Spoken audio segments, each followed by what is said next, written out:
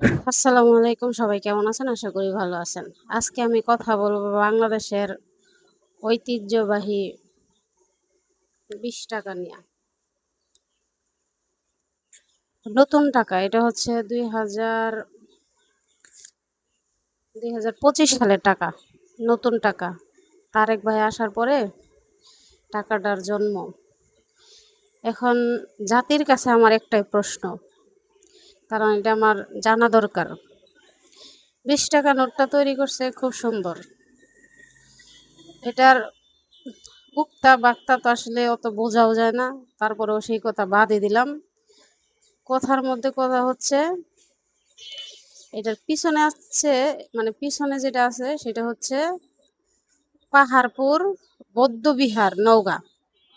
পাহাড়পুর বৌদ্ধবিহার নওগাঁ।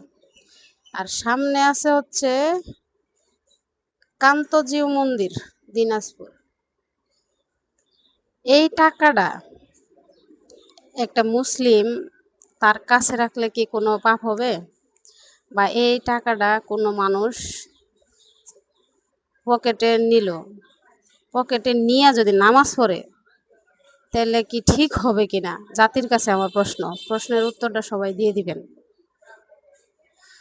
কারণ টাকাটা দেখার পরে এই প্রশ্নটা আমার মনে জাগছে, যার কারণে আমি সবার কাছে প্রশ্নটা রাখলাম। এই টাকাটা পকেটে নিয়ে যদি কেউ নামাজ পড়ে, তাইলে নামাজ হবে কিনা বা পাপ হবে কিনা?